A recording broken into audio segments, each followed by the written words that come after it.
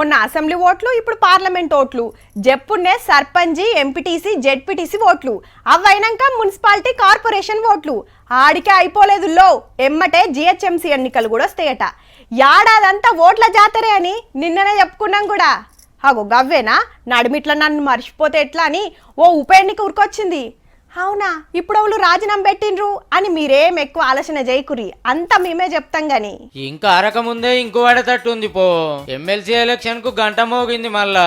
అట్లానే అంతటా కాదు, ఖమ్మం, వరంగల్, నల్గొండ గ్రాడ్యుయేట్లకే పట్టభద్రులు ఓట్లంటారు చూడురి. అగో గవ్వి మే 2 నాడు నోటిఫికేషన్, ఆ దినంకెళ్ళే నామినేషన్లు, మే 27 నాడు పోలింగ్, జూన్ 5 నాడు రిజల్ట్.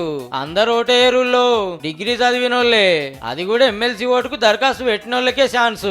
అయినా ఇప్పుడేం ఎలక్షన్ అంటారా? పల్లారాజేశ్వరరెడ్డి సార్ ఖాళీ చేసిన సీటు మొన్న జనగాం ఎమ్మెల్యేగా గెలుచుడుతోటి ఎమ్మెల్సీ పదవికి రాజీనామా చేసిండు అన్నట్టు. 3 ఏళ్ల కిందట పల్లా గారికి, కోదండరామ్ సార్ కు తీన్మార్ మల్లన్న నడుమ తగ్గఫర్ నడిస్తే ఆఖరికి కార్ క్యాండిడేట్ మండలికి వచ్చిండు. ఎమ్మెల్యే టికెట్ కి, ఎంపీ టికెట్ కి ఎంతో ఆశపడ్డ మల్లన్నకు రాత్రే ఎమ్మెల్సీ టికెట్ ఓకే చేసింది Congress high command. Kodandaram sir governor కోటాలో ఎమ్మెల్సీ కాబోతుండు కాబట్టి ఆయనకు తోవ సాఫ్ అయింది అన్నట్టు. వందలాది కేసులు పెట్టినా, దాడులు చేసినా, హత్యాయత్నాలు చేసినా, జైల్లో పెట్టినా, అనేక రకాల హింసలు పెట్టినా కూడా ఈ ప్రజల హక్కుల కోసం పోరాటం చేసినటువంటి వాడు తీన్మార్ మల్లన్న. వారు వన్ సైడే ఉంటది కాబట్టి మరి ఇప్పుడు బీఆర్ఎస్, బీజేపీ ఎవరని నిలబెడతాయో? తెలంగాణ అంతటా ఎంపీ ఓట్లు 13 తారీఖు నాడైతే ఖమ్మం, వరంగల్, నల్గొండలు 27 నాడు ఎమ్మెల్సీ ఓట్లు.